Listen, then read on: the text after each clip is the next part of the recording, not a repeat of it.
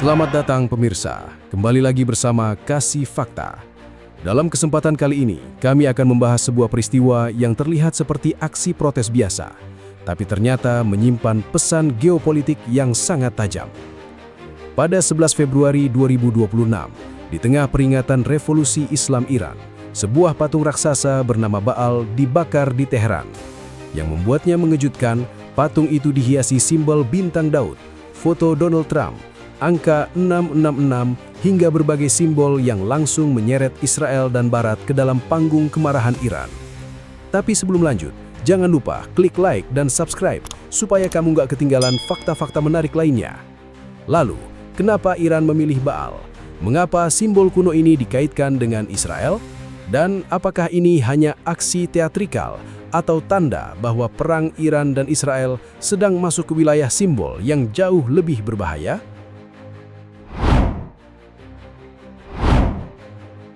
Pada 11 Februari 2026, Teheran kembali berubah menjadi panggung besar politik Iran. Ribuan warga turun ke jalan untuk memperingati 47 tahun Revolusi Islam 1979. Bendera dikibarkan, slogan diteriakan, dan parade militer berjalan di tengah suasana yang penuh tekanan simbolik. Namun di antara barisan massa dan kendaraan militer, satu adegan menarik perhatian dunia. Di lapangan Azadi, sebuah patung raksasa berkepala banteng berdiri di depan kerumunan lalu dibakar di hadapan publik. Patung itu disebut sebagai Baal, figur kuno yang dalam tradisi agama Samawi sering dikaitkan dengan penyembahan berhala. Bentuknya dibuat mencolok, kepala banteng besar, tubuh tinggi, dan wajah menyeramkan menjadi pusat perhatian. Tetapi yang membuat aksi itu jauh lebih panas adalah simbol yang menempel di tubuhnya. Ada bintang Daud, lambang yang juga berada di bendera Israel, ada foto Donald Trump, ada angka 666, ada pula rujukan pada Epstein Files. Semua itu dirangkai seperti satu pesan visual yang sengaja dibuat untuk memancing reaksi. Pada hari yang sama, tanggal 11 Februari 2026, Iran tidak sedang menggelar demonstrasi biasa. Hari itu adalah hari ulang tahun Revolusi Islam. Momen ketika negara memperlihatkan kembali identitas politiknya kepada rakyat sendiri dan kepada dunia luar. Sejak 1979, revolusi itu dibangun dengan narasi perlawanan terhadap pengaruh Barat, terutama Amerika dan Israel. Maka ketika patung Baal dibakar di tengah peringatan resmi, maknanya langsung melebar dari sekedar aksi jalanan menjadi pesan negara. Pembakaran itu memperlihatkan bagaimana Iran memakai panggung publik untuk menyatukan emosi massa dengan agenda politik. Api yang menyambar patung bukan hanya menggambarkan kemarahan, ia juga menjadi bahasa visual untuk menunjukkan siapa yang dianggap musuh. Dalam satu adegan, Iran menampilkan Israel, Amerika, simbol moral yang gelap, dan tuduhan tentang jaringan elit global sebagai bagian dari cerita yang sama. Disinilah peristiwa 11 Februari 2026 menjadi menarik. Iran tidak hanya menyerang Israel sebagai kekuatan militer atau sekutu Amerika. Lewat patung Baal, Iran mencoba membingkai lawannya sebagai simbol kerusakan yang lebih luas. Bukan hanya musuh di medan perang, tetapi juga gambaran dari sistem dunia yang mereka anggap korup, penuh manipulasi, dan bertentangan dengan nilai revolusi. Aksi itu juga menunjukkan bahwa perang Iran dan Israel tidak selalu berbentuk rudal, drone, atau operasi intelijen. Kadang perang itu muncul dalam bentuk gambar, simbol, dan tontonan publik. Satu patung yang dibakar bisa menjadi alat propaganda yang cepat menyebar, karena mudah dipahami oleh massa. Tidak perlu penjelasan panjang, cukup melihat patung banteng, simbol Israel, wajah Trump, lalu api besar di tengah Teheran. Pada 11 Februari 2026, lapangan Azadi bukan hanya menjadi tempat perayaan revolusi, ia berubah menjadi layar besar untuk mengirim pesan politik. Dari sana, Iran memperlihatkan bahwa permusuhan terhadap Israel masih ditempatkan sebagai bagian penting dari identitas negara. Dan lewat satu ritual pembakaran, Teheran mengubah simbol kuno menjadi senjata narasi modern. Bagi publik Iran, adegan ini memperkuat rasa bahwa revolusi belum selesai. Bagi penonton luar, ia memperlihatkan cara Teheran mengemas konflik lama menjadi pertunjukan baru. Dengan memilih tanggal sakral revolusi, pesan itu dibuat lebih tegas hari itu. Israel tidak hanya ditempatkan sebagai lawan strategis, tetapi juga musuh simbolik dalam cerita besar Republik Islam. Setelah gambar pembakaran itu menyebar pada 12 Februari 2026, perhatian mulai bergeser dari apinya ke pilihan simbolnya. Banyak aksi anti-Israel di Timur Tengah biasanya memakai bendera, poster pemimpin, atau slogan politik yang mudah ditebak. Tetapi kali ini, Iran memilih figur Baal, sosok kuno yang tidak setiap orang pahami, namun langsung terasa kuat ketika divisualkan sebagai makhluk besar berkepala banteng. Pilihan itu bukan kebetulan. Baal membawa kesan berhala, penyembahan menyimpang, dan kekuasaan gelap dalam imajinasi banyak tradisi agama.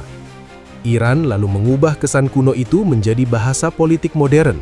Dengan cara ini, Israel dan Barat tidak hanya ditampilkan sebagai lawan negara, tetapi juga sebagai lambang dari tatanan dunia yang dianggap rusak secara moral.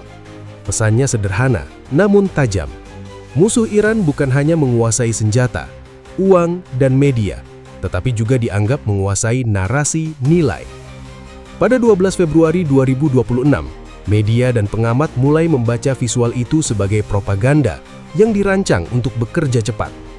Patung Baal tidak perlu dijelaskan panjang. Kepala banteng memberi kesan ancaman. Api memberi kesan penghukuman. Bintang Daud memberi arah tuduhan. Foto Donald Trump memberi koneksi ke Amerika.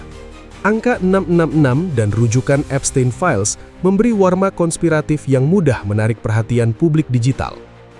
Di titik ini, makna bintang Daud menjadi sangat sensitif. Simbol tersebut memang tampil di bendera Israel, namun juga memiliki hubungan panjang dengan identitas Yahudi. Ketika simbol itu ditempelkan pada figur Baal, pesan politik Iran masuk ke wilayah yang jauh lebih rawan. Bagi pendukung Teheran, itu dibaca sebagai serangan terhadap Zionisme dan pengaruh Barat. Bagi banyak pihak pro-Israel dan komunitas Yahudi, gambar itu terlihat seperti upaya menyamakan identitas Yahudi dengan kejahatan mistis. Perbedaan cara membaca inilah yang membuat peristiwa tersebut cepat membesar. Iran berbicara kepada massa yang sudah lama dibentuk oleh narasi revolusi. Mereka paham siapa musuh utama yang dimaksud. Namun saat gambar itu keluar dari Teheran dan menyebar ke luar negeri, maknanya tidak lagi bisa dikendalikan sepenuhnya. Satu simbol bisa berubah menjadi banyak tafsir, tergantung siapa yang melihat, dan luka sejarah apa yang mereka bawa. Pada 12 Februari 2026, aksi itu mulai hidup sebagai konten geopolitik. Ia dipotong menjadi klip pendek, dibagikan di media sosial, lalu dibahas oleh media internasional. Di era perang informasi, gambar seperti ini punya tenaga besar, karena ia bekerja lewat emosi. Orang bisa marah sebelum membaca konteksnya. Orang bisa menyebarkan sebelum memeriksa maksudnya. Dari situlah propaganda menjadi efektif. Iran seolah ingin menyampaikan bahwa pertarungannya dengan Israel bukan sekedar perebutan pengaruh di Gaza, Libanon, Suriah, atau Teluk.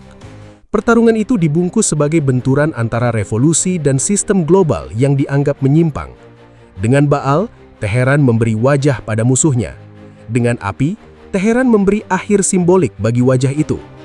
Maka pada 12 Februari 2026, Baal bukan lagi sekedar patung yang terbakar di lapangan Azadi. Ia berubah menjadi kode politik yang membawa pesan agama, ideologi, dan permusuhan regional dalam satu visual. Disitulah kekuatan simbol bekerja.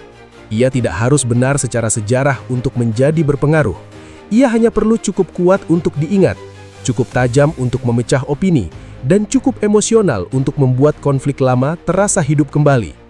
Dari sana, pesan Iran bergerak bukan lewat argumen rumit, tetapi lewat gambaran keras yang mudah menempel di kepala banyak orang, bahkan setelah apinya padam. Memasuki Maret 2026, dampak pembakaran patung Baal tidak berhenti sebagai tontonan politik di Teheran. Visual itu mulai dibaca sebagai bagian dari perang informasi yang lebih luas antara Iran, Israel, dan dunia Barat. Bagi Israel, gambar tersebut bukan sekedar provokasi jalanan. Ia dilihat sebagai tanda bahwa Iran masih menempatkan permusuhan ideologis terhadap Israel sebagai bahan bakar utama politik regionalnya. Pada 19 Maret 2026, Lembaga Pemantau Antisemitisme Internasional mulai menyoroti kembali meningkatnya narasi kebencian yang berkaitan dengan aksi pro-Iran dan isu Quds Day. Perhatian itu membuat pembakaran patung Baal semakin dipahami sebagai bagian dari pola yang lebih besar. Bukan hanya satu patung, bukan hanya satu parade, melainkan cara sebuah negara memakai simbol agama dan sejarah untuk membentuk persepsi publik terhadap lawannya. Israel membaca pesan itu dari sudut keamanan. Bagi Tel Aviv, Iran bukan hanya ancaman karena program nuklir, rudal balistik, atau jaringan milisi di kawasan. Iran juga dianggap berbahaya karena mampu menyebarkan narasi yang dapat mengubah kebencian politik menjadi kebencian identitas. Ketika bintang Daud ditempelkan pada figur Baal, batas antara kritik terhadap negara Israel dan prasangka terhadap Yahudi menjadi sangat tipis. Di sisi lain, Iran melihat aksi simbolik itu sebagai bukti bahwa revolusi mereka masih punya musuh yang jelas. Pada Maret 2026, Teheran tetap memakai bahasa lama, tetapi dengan kemasan visual baru. Amerika, Israel, elit Barat, dan isu moral global dirangkai menjadi satu cerita besar. Cerita itu berguna untuk menguatkan barisan dalam negeri, terutama ketika tekanan ekonomi, sanksi, dan ketegangan regional terus membebani rakyat Iran. Efek geopolitiknya terasa karena simbol seperti ini mudah bergerak lintas batas. Ia tidak membutuhkan diplomat, perundingan, atau dokumen resmi. Cukup satu video pendek, lalu pesan itu masuk ke ruang digital, dibahas oleh pendukung, dikutuk oleh lawan, dan dipakai kembali oleh media. Setiap pihak kemudian membawa tafsirnya sendiri. Iran menyebutnya perlawanan, Israel melihatnya sebagai hasutan. Pengamat internasional melihatnya sebagai contoh perang narasi yang semakin berbahaya. Pada 19 Maret 2026, isu ini tidak lagi berdiri sebagai cerita lokal dari lapangan Azadi. Ia masuk ke medan opini global yang lebih rumit. Di sana, simbol Israel, sejarah Yahudi, propaganda Iran, dan kemarahan publik Timur Tengah saling bertabrakan. Ketika emosi agama bertemu konflik militer, ruang untuk salah tafsir menjadi semakin besar. Inilah sebabnya pembakaran patung Baal menjadi penting dalam membaca arah konflik Iran dan Israel. Perang modern tidak hanya terjadi di pangkalan militer, langit perbatasan, atau jalur laut. Perang juga terjadi di benak publik. Siapa yang berhasil memberi wajah pada musuh, seringkali lebih mudah membentuk kemarahan massa. Pada 11 Februari 2026, api di Teheran memperlihatkan satu hal yang sangat jelas.